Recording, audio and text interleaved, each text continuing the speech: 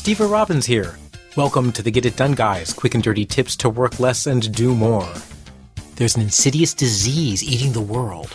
It's our belief that we can do it all and do it all at once. For women, it's called the Superwoman Syndrome. For guys, it's called, being ambitious. And if it has a name for intersex people, I've never heard it. My client Autumn is a newly self-employed copywriter. Autumn wants to build her business but doesn't have a website. This means hours each day are spent working on the site. But Autumn also squeezes in client calls every now and then. And when clients bite, and they have been biting, there's project work to add on top of all of that. The result? 60-hour weeks. And guilt. Lots of guilt. When working on the website, there's a guilt about sales calls that aren't happening. During sales calls, there's guilt about the website work.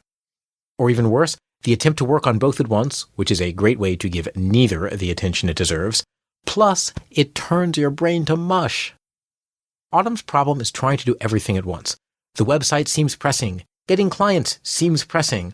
So it's easy to believe both must happen now. This is what leads to overcommitment.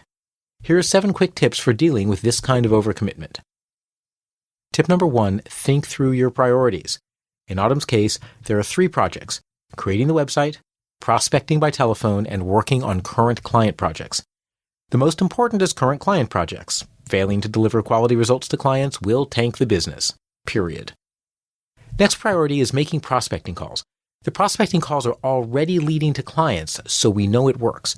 Bringing money in the door means there will be food to eat, life is good t-shirts to buy, and wallpaper paste for the world's stickiest paper mache.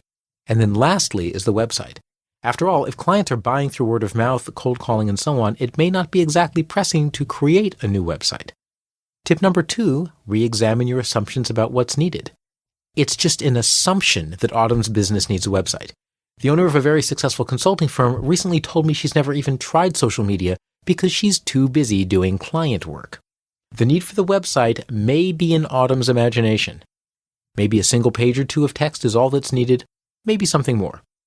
Maybe the website should be dropped entirely. After all, it hasn't been proven necessary by people asking for it. Yet. Tip number 3 is to sequence whenever possible. Autumn is the kind of person who works best by focusing on one thing at a time. And this is actually true of many people, even though we've trained ourselves to forget that fact. Rather than having all 3 projects going at once, Autumn would be less overloaded by doing them sequentially. First the client work, then the prospecting, and lastly, the website creation. Tip number 4 is to set time boundaries. But client work could keep me busy forever, cries Autumn. I'll never get to the other tasks. That may be true, and frankly, if those hours are billable, I'm not sure it matters. But to keep the billable hours flowing, it means some prospecting is probably still necessary. To keep your brain happy, when you sequence projects, rather than working on them all at once, set firm time boundaries. I'll work on nothing but client work all week this week. Next week, however, I'll put in 2 solid days of nothing but prospecting. By setting and keeping time limits, your brain can dive into one project and know that next week, the other project will make progress. Tip number 5 is to set boundaries at different scales, because this works on many time scales. Do-it days, which I've described in past episodes, help you be productive by focusing on hour-long chunks. Speed dating your tasks, discussed in my book, puts the focus in 5 to 10-minute chunks. Here, I'm suggesting that Autumn focus on one project at a time in multi-day chunks. This will give her enough concentrated time to get into the groove and build momentum, knowing that there is a preset time when the next project will also have its turn to make progress. Tip number 6 is to set boundaries at maximum motivation. Setting the boundaries that work for you is an art. It's not a science. You need time chunks long enough that you believe you'll make real progress, but short enough that your brain doesn't view it as a huge thing. If you think, I'm going to finish my entire novel before working on anything else, your brain will rebel. It will cry, if you do that, you'll never get any laundry done. But if you decide to do just 3 days of concentrated effort, your brain knows that you can do the laundry afterwards and will help you focus. You'll have to experiment to find the time horizon that works best for you, but it's worth the experiment. Tip number 7 is to let time boundaries guide your actions. Time boundaries have a hidden benefit as well. They help you make choices about how you'll proceed.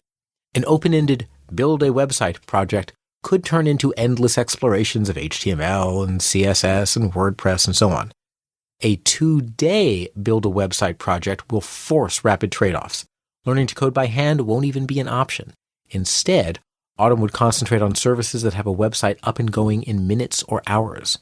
Speaking of which, Autumn can simply visit today's sponsor, Squarespace, and have a beautiful professional site up and running in 2 minutes.